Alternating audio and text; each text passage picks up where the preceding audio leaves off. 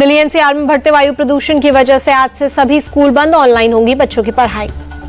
Supreme court ने बढ़ते प्रदूषण पर लगाई दिल्ली सरकार को फटकार, 12वीं तक की सभी क्लास बंद करने का दिया आदेश। सुप्रीम कोर्ट ने दिल्ली सरकार को दिया सख्त आदेश, ग्राफ 4 की पाबंदियां बिना सुप्रीम कोर्ट के आदेश के नहीं हटाई जाएंगी, भले ही AQI 450 के स्तर के नीचे चला जाए। गाजियाबाद और मेरठ में बढ़ते प्रदूषण की वजह से ग्राफ 4 लागू, अगले आदेश तक सभी स्कूल बंद, ऑनलाइन होंगी क्लासेस। नोएडा में 23 नवंबर तक सभी स्कूलों को बंद करने के आदेश जारी, जिले में वायु प्रदूषण खतरनाक स्तर तक पहुंचा। प्रदूषण को लेकर सियासत हाई, दिल्ली के पर्यावरण मंत्री गोपाल राय ने कहा, पूरा उत्तर भारत गंभीर पोल्यूशन की चपेट में है, लेकिन केंद्र सरकार सो रही है। आप नेता मनीष सिसोदिया ने भी बीजेपी को घेरा, कहा पूरा भारत आपदा से गुजर रहा है, लेकिन बीजेपी से गंभीरता से लेना चाहिए। प्रदूषण पर LGV के सक्सेना ने कहा, इसमें कोई शक नहीं है कि दिल्ली में प्रदूषण बढ़ा है, पर एंटी स्मॉग सिस्टम लगने से 20% प्रदूषण कम हुआ है। पथराव के बाद हमलावर मौके से फरार, पुलिस केस दर्ज कर मामले की जांच में जुटी, हमलावर की तलाश जारी। अस्पताल के बाहर अनिल देशमुख के समर्थकों ने किया हंगामा, पुलिस और बीजेपी के खिलाफ की नारेबाजी। शिवसेना सांसद संजय राउत ने अनिल देशमुख पर हुए हमले को बताया पॉलिटिकल अटैक, ट्वीट कर लिखा, देवेंद्र फडणवीस के नागपुर में अनिल देशमुख पर हमला हुआ। ब्राजील के रियो दी जेनेरियो में 19वें G20 शिखर सम्मेलन का हुआ शुभारंभ, पीएम मोदी, ब्राजील के राष्ट्रपति लुला दा सिल्वा, सभी सदस्य देशों ने खिंचवाई फैमिली फोटो। 19वें G20 शिखर सम्मेलन में पीएम मोदी ने कहा, नई दिल्ली के जन केंद्रित फैसलों को ब्राजील ने आगे बढ़ाया। शिखर सम्मेलन का मुख्य मुद्दा भूख गरीबी के खिलाफ वैश्विक गठबंधन तैयार करना। पीएम मोदी ने अपने संबोधन में कहा, यह साफ है कि एक पृथ्वी, एक परिवार, एक भविष्य इस शिखर सम्मेलन में भी उतना ही प्रासंगिक है जितना पिछले साल था। G20 शिखर सम्मेलन के मौके पर पीएम मोदी ने की इटली की पीएम जॉर्जिया मेलोनी से मुलाकात, दोनों देशों के आपसी रिश्तों पर हुई द्विपक्षीय बैठक। रियो दी जेनेरियो में प्रधानमंत्री मोदी और फ्रांस के राष्ट्रपति इमैनुअल मैक्रों की द्विपक्षीय बैठक, कई अहम मुद्दों पर हुई बातचीत। रियो दी जेनेरियो में प्रधानमंत्री मोदी ने G20 शिखर सम्मेलन में के इतर नॉर्वे के प्रधानमंत्री जोनास गहर स्टोर के साथ की द्विपक्षीय बैठक, कई अहम मुद्दों पर हुई चर्चा। पीएम मोदी ने इंडोनेशिया के राष्ट्रपति प्रबोवो सुबियांटो से की मुलाकात, आपसी रिश्तों की मजबूती पर हुई चर्चा। G20 शिखर सम्मेलन में अमेरिकी राष्ट्रपति जो बाइडेन ने उठाया यूक्रेन का मुद्दा, सभी देशों से यूक्रेन की संप्रभुता की रक्षा और जंग की समाप्ति के लिए कदम उठाने की अपील की। महाराष्ट्र झारखंड में चुनाव प्रचार थमते ही अमृतसर पहुंचे राहुल गांधी, स्वर्ण मंदिर में मत्था टेका। राहुल गांधी ने गोल्डन टेम्पल में सेवा भी की, दर्शन के लिए आए श्रद्धालुओं को पानी पिलाया, कई नेता भी साथ रहे मौजूद। स्वर्ण मंदिर में राहुल गांधी को VIP ट्रीटमेंट मिलने पर भड़की एक महिला, कहा गुरु के दरबार में सब बराबर, VIP गुरु के घर के बाहर होंगे।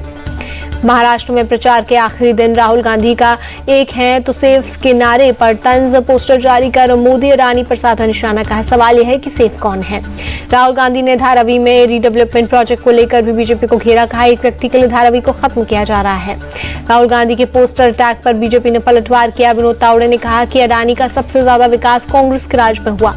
राहुल गांधी के आरोपों को विनोद तावड़े ने फेक बताया, कहा कि MVA सरकार के समय बनी टेंडर शर्तों के आधार पर अडानी को प्रोजेक्ट मिला। बीजेपी नेता संबित पात्रा ने भी राहुल को आड़े हाथों लिया, कहा छोटा पोपट ने कांग्रेस का सब कुछ चौपट कर दिया। संबित पात्रा ने राहुल को सेफ का मतलब भी समझाया, कहा भारत को लूटने वाले सेफ का मतलब तिजोरी ही समझेंगे, हमारा सेफ यानी देश को घुसपैठियों से सुरक्षित रखना। राज ठाकरे ने उद्धव ठाकरे को गद्दार बताया, कहा जो पार्टी छोड़कर गए वो गद्दार नहीं, उद्धव ने अपने स्वार्थ के लिए पार्टी से गद्दारी की। CM शिंदे ने भी उद्धव ठाकरे को गद्दार बताया, कहा उन्होंने गठबंधन तोड़ा, बीजेपी और महाराष्ट्र के साथ विश्वासघात किया। इंडिया टीवी से बातचीत में बोले महाराष्ट्र के CM एकनाथ शिंदे, उद्धव ठाकरे ने बाला साहेब की विचारधारा को बेचा। CM शिंदे ने आरोप लगाया कि उद्धव अपने नेताओं कार्यकर्ताओं को नौकर समझते हैं, वे अब हिंदुत्व को अपने हिसाब से मोड़ते हैं। बटेंगे तो कटेंगे के नारे का CM शिंदे ने बचाव किया, कहा कि लोग इसका मतलब गलत निकाल रहे हैं, इसमें हिंदू मुसलमान की बात नहीं है। मतदान से पहले महाराष्ट्र के डिप्टी CM अजित पवार ने अल्पसंख्यक समाज को भरोसा दिया कि डरने की जरूरत नहीं, किसी पर अन्याय नहीं होने देंगे।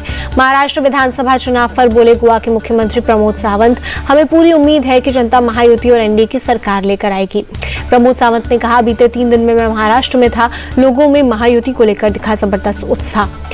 मुंबई में विधानसभा चुनाव से पहले सुरक्षा कड़ी, पुलिस के जवानों ने संभाला मोर्चा। बीती रात पुलिस ने चलाया चेकिंग अभियान, आने जाने वाली गाड़ियों की जांच की। झारखंड में चुनाव प्रचार के आखिरी दिन सीएम हेमंत सोरेन ने बीजेपी को घेरा। जनता को फंसाने के लिए झूठे वादे कर रही है बीजेपी। झारखंड के जामताड़ा साहिबगंज में सीएम योगी ने किया ऐलान, जिन्होंने प्रदेश को लूटा उसके लिए जिम्मेदारी तय होगी। सीएम योगी ने झारखंड की जनता को भरोसा दिया, चुनाव बाद घुसपैठियों को झारखंड से भगा दिया जाएगा। झारखंड में प्रचार के आखिरी दिन भी सीएम योगी ने बटेंगे तो कटेंगे नारे को दोहराया। कहा, हमें अब एकजुट रहना है, एक रहेंगे तो सुरक्षित रहेंगे। चुनाव प्रचार के साथ सीएम योगी ने पूजा अर्चना की, वैद्यनाथ धाम जाकर भगवान का आशीर्वाद लिया। झारखंड के बोकारो में केंद्रीय मंत्री शिवराज सिंह चौहान ने किया रोड शो, बीजेपी कैंडिडेट के समर्थन में मांगे वोट। केंद्रीय मंत्री चिराग पासवान ने कहा, 5 साल में हेमंत सोरेन सरकार ने लोगों को निराश किया। मुख्यमंत्री खुद भ्रष्टाचार के आरोप में जेल गए। झारखंड को लेकर राहुल गांधी का बड़ा ऐलान, हर महिला को 2500 रुपए देगी कांग्रेस, परिवार के हर व्यक्ति को हर महीने 7 किलो अनाज का वादा। राहुल गांधी की झारखंड की जनता से वादा, 5 लाख रुपए तक का मुफ्त इलाज मिलेगा। आरक्षण को 50% से ज्यादा बढ़ाना चाहता हूँ। कल्पना सोरेन ने जेएमएम को बताया जनता से जुड़ी पार्टी, कहा, हमारी नीयत साफ, हम अपने झारखंडी मुद्दों पर कायम रहेंगे। यूपी उपचुनाव के प्रचार के आखिरी दिन मुजफ्फरनगर में सपा चीफ अखिलेश यादव का दावा, मीरापुर में पीटीए की एकजुटता देखकर बीजेपी घबरा गई है। मीरापुर उपचुनाव के लिए असदुद्दीन ओवैसी ने झोंकी ताकत, योगी के कटेंगे तो बटेंगे किनारे के बदले कहा, अनेक हैं तो अखंड हैं। यूपी के डिप्टी सीएम ब्रजेश पाठक ने कहा कि अखिलेश यादव गलतफहमी में है, सभी 9 सीटों पर कमल खिलने जा रहा है। उपचुनाव से पहले सपा ने चुनाव आयोग को खत लिखा, अपील की वोटिंग के दिन कोई पुलिसकर्मी किसी भी मतदाता का आईडी ना चेक करे। प्रचार के आखिरी दिन एक दिलचस्प तस्वीर सामने आई। मुरादाबाद के कुदरकी सीट से बीजेपी उम्मीदवार रामवीर सिंह ठाकुर को मुस्लिम समुदाय के लोगों ने नोटों से तोला गया। गैंगस्टर लॉरेंस बिश्नोई का भाई अनमोल बिश्नोई अमेरिका में किया गया गिरफ्तार। बाबा सिद्दीकी की हत्या, सलमान खान के घर फायरिंग, मूसेवाला मर्डर में आ चुका है नाम। अनमोल बिश्नोई को कैलिफोर्निया की पुलिस ने किया गिरफ्तार। एनआईए और महाराष्ट्र पुलिस अनमोल को भारत लाएगी। मध्य प्रदेश के बुरहानपुर में धार्मिक स्थल को लेकर 2 समुदाय आए आमने सामने, पथराव में 4 लोग हुए घायल। मौके पर भारी तादाद में पहुंचे पुलिस बल ने किया फ्लैग मार्च, लोगों से शांति बनाए रखने की अपील की। गुजरात के सूरत से सामने आया हैरान करने वाला मामला, झोला छाप डॉक्टरों ने मल्टी स्पेशलिटी हॉस्पिटल बनाया, उद्घाटन के दूसरे दिन हुआ खुलासा।